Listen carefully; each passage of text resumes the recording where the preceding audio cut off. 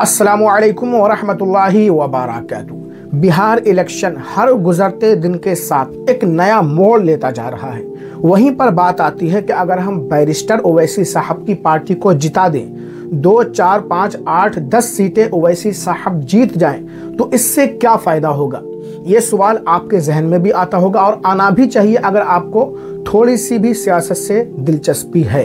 इसका खुलासा हम आगे करेंगे, उससे पहले आपको ये वीडियो देखना बहुत ज़्यादा ज़रूरी है। अगर आपको ये वीडियो अच्छी लगे, बात समझ में आ जाए तो शेयर भी कर दें। आपका डंडा है, आपका नारा है, आपका नेता है, आपका हक है, आपकी बराबरी, आपका इंसाफ, आपकी बदहाली, आपका सीमांचल में असदुद्दीन ओवैसी साहब की पार्टी MIM को क्यों वोट करना चाहिए? सबसे पहले खास करके बिहारियों से, बिहार के लोगों से मुखातिब हूँ। बिहार में ऑल इंडिया मजलिस इत्तेहादुल मुस्लिमीन चुनाव लड़ रही और आप लोग लगातार पहले भी मोहब्बत देते थे और इस बार बहुत ज्यादा दे रहे हैं। लेकिन आप सोचिए कि आखिर सीमांचल आपको क्यों जीतना है? सीमांचल की बदहाली से आप वाकिफ हैं?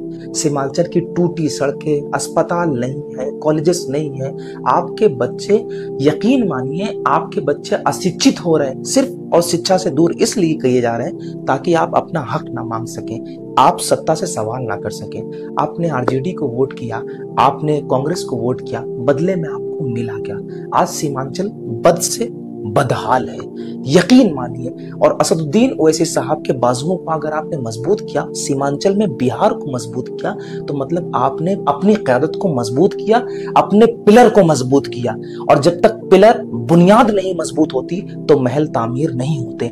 आप असदुद्दीन ओवैसी साहब के हक में वोट करेंगे तो यकीन मानिए आप अपनी सियासी बुनियाद को मजबूत करेंगे, सियासी महल तामीर होंगे। बिहार के बाद बंगाल में, उत्तर प्रदेश में, झारखंड में, तमाम इलाकों में चुनाव है और यहाँ के नतीजे तय करेंगे कि मुसलमान कितना मुत्तहिद है, मुसलमान कितना अपनी क़यादत को मजबूत कर सकता है। और मुसलमानों ने अगर बिहार में MIM के हक में अपने कीमती वोट का इस्तेमाल किया तो यकीन मानिए सो कॉल्ड सेकुलरिज्म वाली पार्टियां जो आज मुसलमानों को सिर्फ 5 सीटें नहीं दे सकती, 6 सीटें नहीं दे सकती, वो कल कहेंगे आओ 25 सीटों पर हमारे साथ मिलकर के चुनाव लड़ लो। आज मुसलमानों के लिए डिप्टी CM अनाउंस नहीं कर सकते कि डिप्टी CM मुसलमान बनेगा, ये नहीं कह सकते। लेकिन अगर आपने अपनी सियासी जमात असदुद्दीन ओवैसी साहब के बाजुओं को मजबूत किया, MIM को मजबूत किया, तो यकीन मानिए डिप्टी CM तो दूर की बात है, आप मुख्यमंत्री बनोगे। असदुद्दीन ओवैसी साहब ने पहले ही कह दिया अब डिप्टी CM से बात नहीं बनेगी, अब सीमांचल का बेटा मुख्यमंत्री बनेगा। बस सारी निगाहें आपकी तरफ है, पूरी हिंदुस्तान की निगाहें सीमांचल की तरफ है। सीमांचल की बदहाली भी दूर होगी, सीमांचल की बेरोजगारी भी दूर होगी, सीमांचल में कॉलेज भी होंगे, सीमांचल में स्कूल भी होंगे। बस अपने आप को मजबूत करो, अपना हक लेना पड़ेगा और अगर मांगने से हक ना मिले तो उन तमाम पार्टियों से छीनना पड़ेगा। हम वोट बैंक की तरीके इस्तेमाल नहीं होंगे। अपने बाजुओं को मजबूत कीजिए। वो असदुद्दीन ओवैसी साहब की पार्टी नहीं बल्कि आपकी पार्टी है, आप अपने आप को मजबूत करेंगे।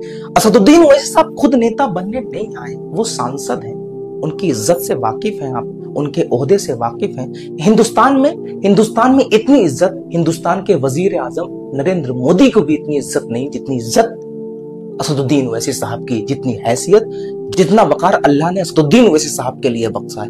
यकीन मानिए वो आपको नेता बनाने आए हैं, वो आपको सियासत में बराबर का हक दिलाने आए, वो सीमांचल की बदहाली दूर करने आए, वो तुम्हारी बेरोजगारी दूर करने आए, तुम्हारे लिए इंसाफ दिलाने आए। मिल करके अपनी पार्टी को वोट करो, अपनी पार्टी को वोट करो। आपका झंडा है, आपका डंडा है, आपका नारा है, आपका नेता है, आपका हक है, आपकी बराबरी, आपका इंसाफ, आपकी बदहाली, आपका सीमांचल, आपका बिहार। ये बिहार मुसलमानों के मुस्तकबिल को तय करेगा। इस वक्त मुत्तहिद रहना है, मुत्तहिद हो तो बदल डालो निज़ाम गुलशन। यह मोहम्मद अंसार अहमद, तो इनकी वीडियो देखकर आप अच्छी तरह समझ गए होंगे कि इस बार बिहार में ओवैसी साहब को जिताना, उनकी पार्टी को जिताना, उनके उम्मीदवारों को जिताना कितना ज़रूरी है। याद रखिए, जिस कौम का कोई कायद नहीं होता है, अमीर नहीं होता है, उसका कोई मजबूत लीडर नहीं होता है, उसके हुकूक की भी हिफाजत नहीं होती है। अगर आपको अपने हुकूक की हिफाजत करना है, और आजकल तो हक मांगने से नहीं छीनने से मिलता है, तो फिर ओवैसी साहब की पार्टी को वोट देना ही पड़ेगा आपको।